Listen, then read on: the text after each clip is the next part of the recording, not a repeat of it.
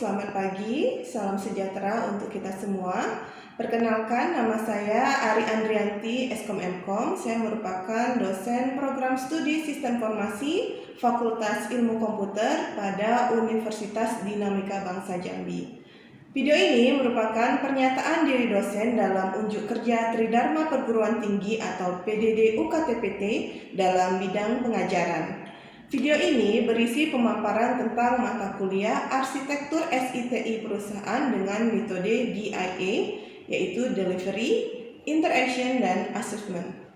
Pada bagian delivery, saya akan menjelaskan tentang deskripsi mata kuliah, capaian pembelajaran, sistem pembelajaran, dan materi pembelajaran. Kemudian pada bagian interaction, saya akan menjelaskan tentang metode pembelajaran dan learning management system pada Universitas Dinamika Bangsa Jambi. Pada bagian assessment, saya akan menjelaskan sistem penilaian pada mata kuliah Arsitektur SITI Perusahaan, dan di akhir video nanti ada video rekaman pembelajaran saya mengajar di dalam kelas untuk mata kuliah Arsitektur SITI Perusahaan.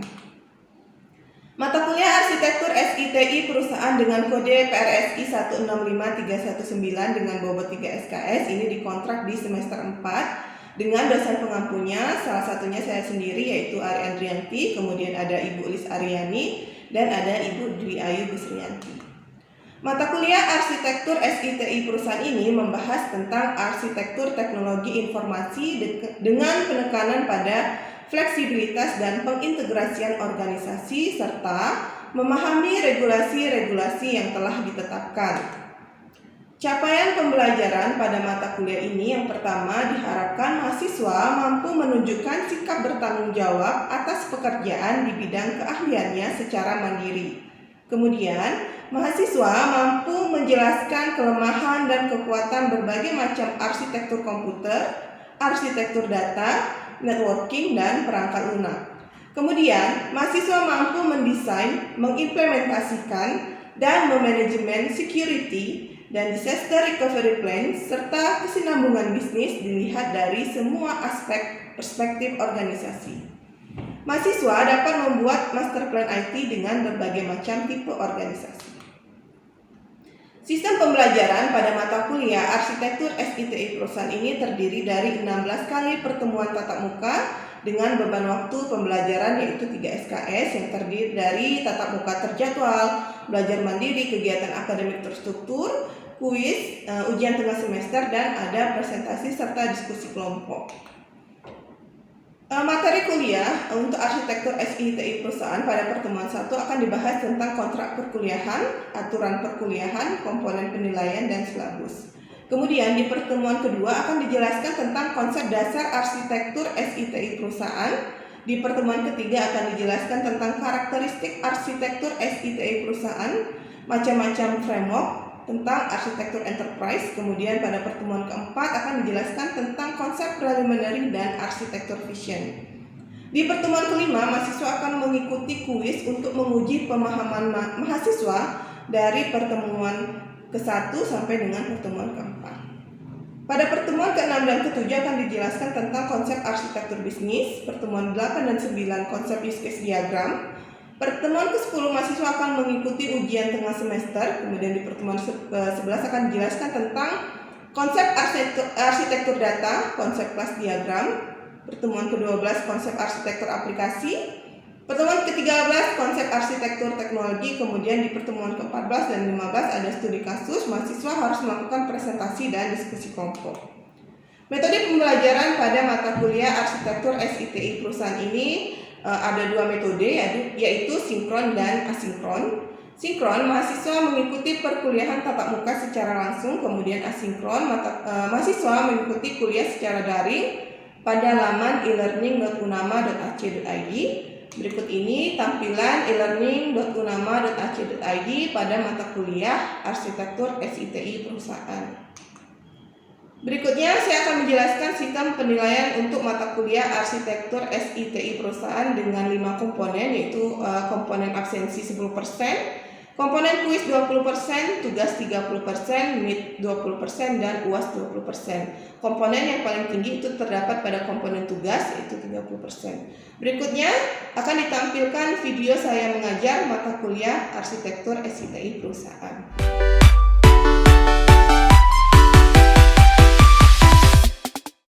Warahmatullahi wabarakatuh.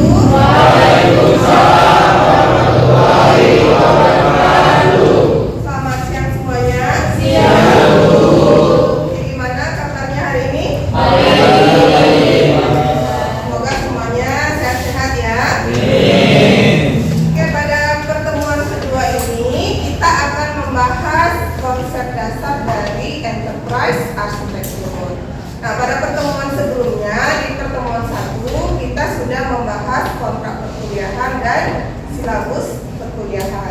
Nah, selanjutnya kita di pertemuan kedua ini, kita akan membahas tentang enterprise arsitektur ya. Kita mulai dengan capaian pembelajaran. Apa sih yang harus didapat oleh mahasiswa setelah mengikuti pertemuan kita hari ini? Yaitu mahasiswa diharapkan mampu memahami dan menjelaskan konsep dasar dari arsitektur enterprise dan dasar pendekatan arsitektur enterprise ya. Oke, kita mulai dari pertanyaan berikut ini. Jika kita tidak bisa menggambarkan apa yang kita mau, bagaimana kita menggambarkannya? Setuju nggak dengan pertanyaan ini? Setuju ya? Kenapa kira-kira?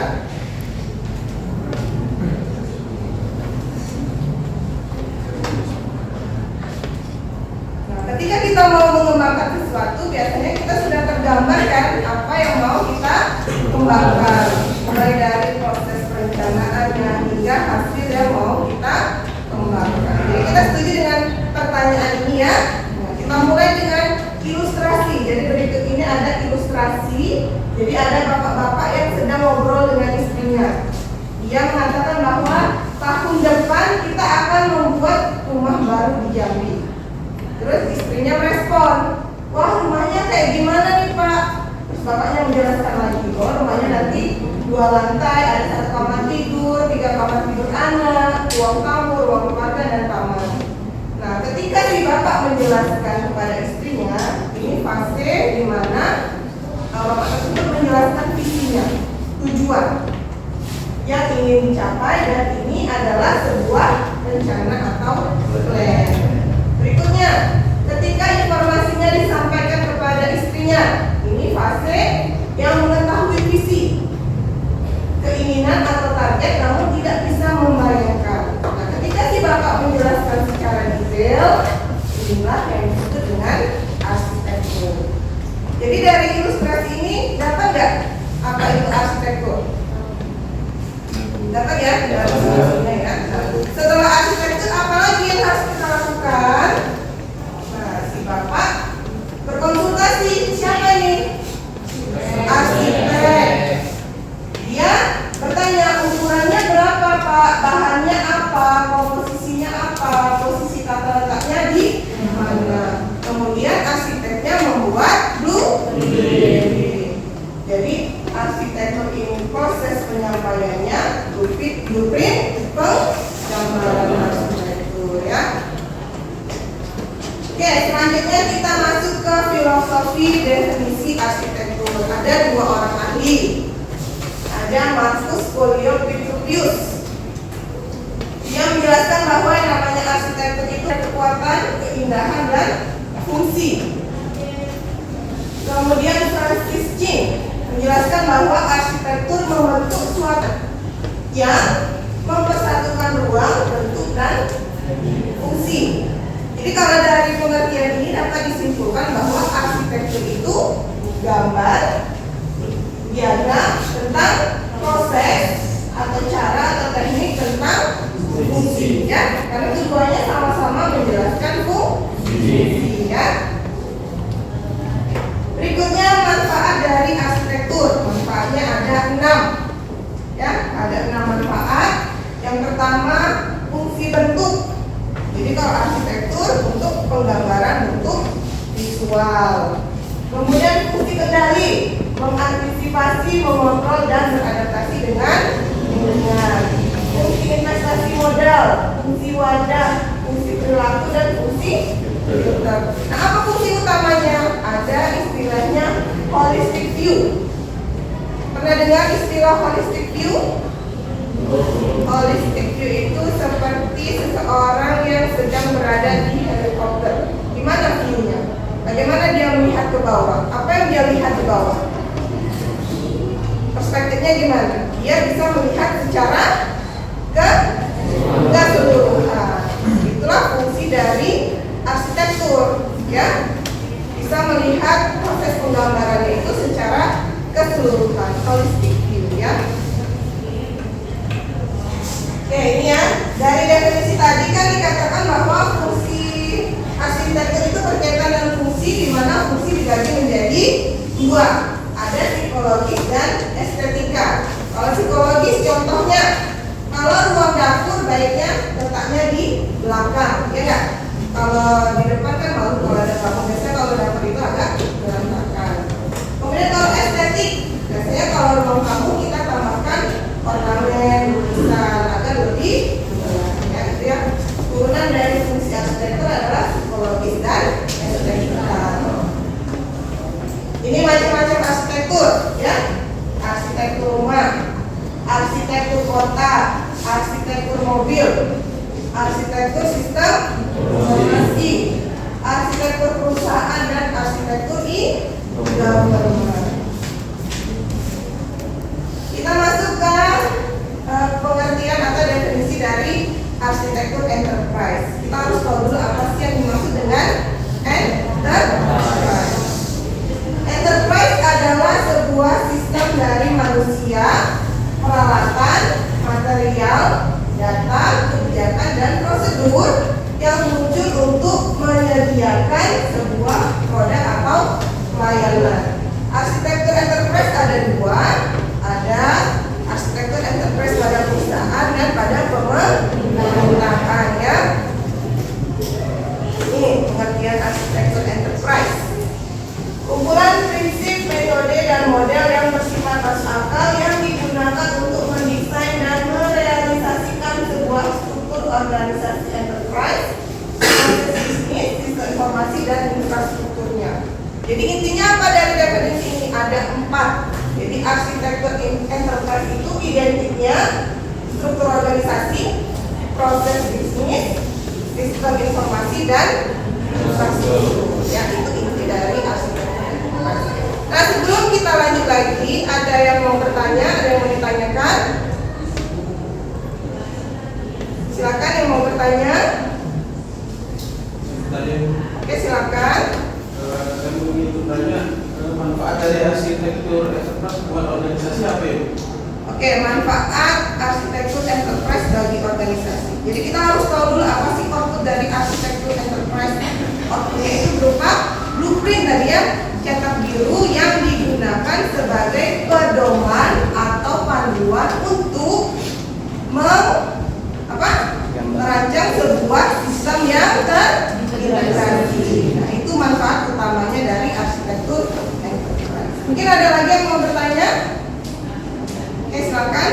Tadi yang sudah dijawab tentang sistem yang terintegrasi. Kira-kira ada framework untuk merencanakan sebuah enterprise arsitektur itu?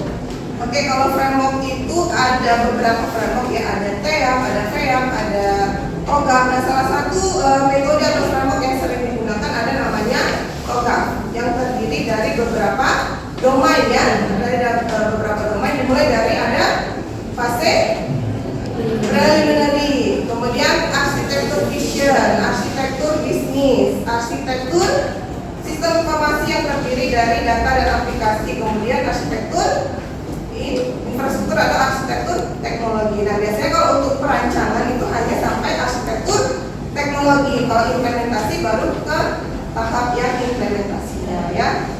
Oke. Ada lagi yang mau ditanyakan? Kalau tidak ada, kita lanjut ya ke slide berikutnya. Oke, ini jawaban dari pertanyaan Pak itu tadi ya. Mengapa sih perlu arsitektur enterprise ya? Jadi Biasanya di dalam sebuah enterprise itu terdiri dari beberapa divisi ya. Ada divisi keuangan, ada divisi operasional, ada divisi marketing misalnya. Nah, setiap divisi dia mengembangkan sistem keuangan, sistem operasional, sistem pemasaran. Nah, sistemnya itu biasanya dibangun dengan sistem yang terkotak-kotak, terpisah-pisah, ya. Makanya butuh arsitektur enterprise agar menjadi sistem yang terintegrasi. Jadi ilustrasinya seperti ini. Nih, organisasi terdiri dari beberapa divisi. Ini misalnya database keuangan, ini database pemasaran, ini database operasional. Terkotak-kotak mereka menggunakannya. Bukan adanya arsitektur enterprise menjadi SI yang terintegrasi, ya seperti ini. Jadi database-nya satu yang bisa digunakan untuk beberapa sistem. Misalnya untuk kepegawaian sama penggajian. Penggajian sama kepegawaian terhubung nggak? Terhubung ya. Untuk memberikan gaji berarti butuh data kepegawaian. Biasanya itu berasal dari satu database yang sama. Ini ya sistem informasi yang terintegrasi. Nah, ini arsitektur enterprise. Dari yang sebelumnya terkotak-kotak, terpisah-pisah, adanya arsitektur enterprise jadi terstruktur. Yang mana strategi, yang mana proses bisnis, yang mana data informasi, yang mana sistem, yang mana infrastruktur sesuai domainnya, sesuai dengan framework yang kita gunakan ya. Oke, ini rumus dari arsitektur enterprise. Jadi arsitektur enterprise itu terdiri dari strategi. Strategi ini apa? Biasanya setiap organisasi punya visi dan misi. Kemudian proses bisnis. Organisasi pasti punya proses bisnis. Ya, bagaimana kita menjalankan proses bisnis? Biasanya dibantu dengan teknologi. Nah, itu 3 rumus dari arsitektur enterprise: strategi, proses bisnis, dan teknologi. Ya. Ini domainnya, domain dari arsitektur enterprise yang udah intinya dari arsitektur enterprise. Mulai dari strategi, contohnya visi misi. Misalnya kita mengambil objek penelitian pengembangan arsitektur enterprise di kantor dinas kesehatan.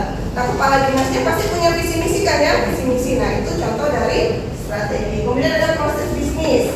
Proses bisnis itu dijalankan di sebuah aplikasi dan sistem. Aplikasi pasti punya data dan menghasilkan informasi. Bagaimana kita menjalankan sistem informasi? Perlu infrastruktur. Makanya ini semuanya saling berkaitan ya.